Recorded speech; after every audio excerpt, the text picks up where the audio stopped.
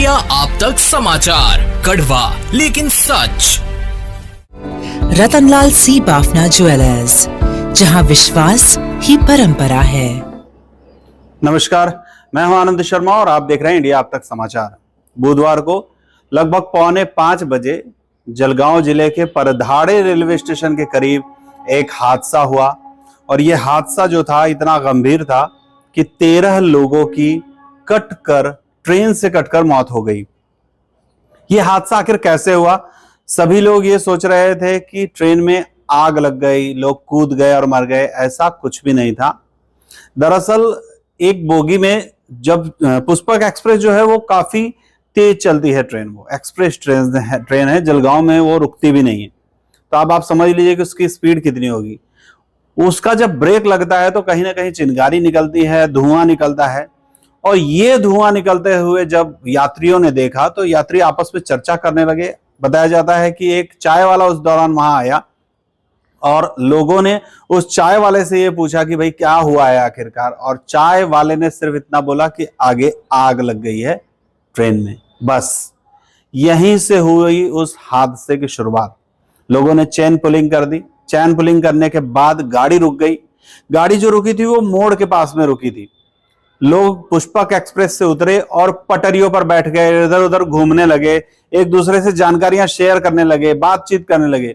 अचानक इतने में कर्नाटक से दिल्ली जाने वाली कर्नाटका एक्सप्रेस वहां आ जाती है और पटरी पर बैठे हुए आसपास घूम रहे जो लोग असावधानी बरते हुए थे उन सभी को उड़ाते हुए चली जाती है और यहीं ये हादसा होता है।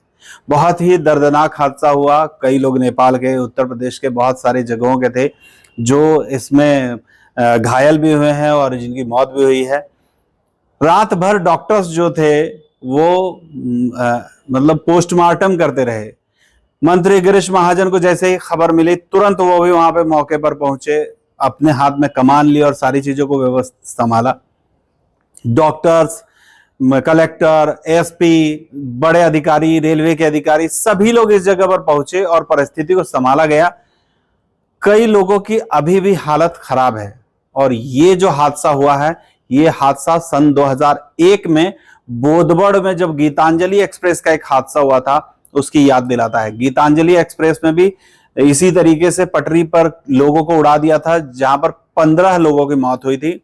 खबरों में मैं और डिटेल्स आपको बताता हूं कि क्या हुआ था, उसके बाद बात। इस घटना के बाद रेलवे और स्थानीय प्रशासन के वरिष्ठ अधिकारी मौके पर पहुंचे और राहत एवं बचाव कार्य शुरू किया। केंद्रीय गृह मंत्री अमित शाह ने महाराष्ट्र के मुख्यमंत्री देवेंद्र फडणवीस से फोन पर बात की और हर संभव मदद का आश्वासन दिया। मुख्यमंत्री फडणवीस ने हादसे पर गहरा दुख व्यक्त किया और अधिकारियों को आवश्यक निर्देश दिए। 2001 में बोडगढ़ में एक रेल हादसा हुआ था जिसमें भुसावल वर्धा पैसेंजर ट्रेन के यात्रियों द्वारा चेन पुलिंग के बाद ट्रेन रुक गई। यात्री पटरी पार कर रहे थे, तभी तेज गति से आ रही गीतांजलि एक्सप्रेस ने उन्हें टक्कर मार दी।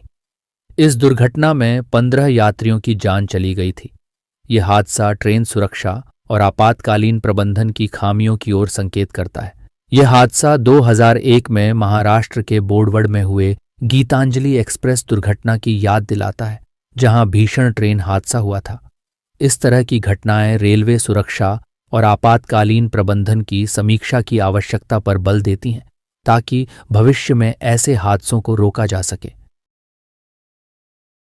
यह हादसा 2001 में महाराष्ट्र के बोडगढ़ में हुए गीतांजलि एक्सप्रेस दुर्घटना की याद दिलाता है, जहां भीषण ट्रेन हादसा हुआ था। इस तरह की घटनाएं रेलवे सुरक्षा और आपातकालीन प्रबंधन की समीक्षा की आवश्यकता पर बल देती हैं ताकि भविष्य में ऐसे हादसों को रोका जा सके।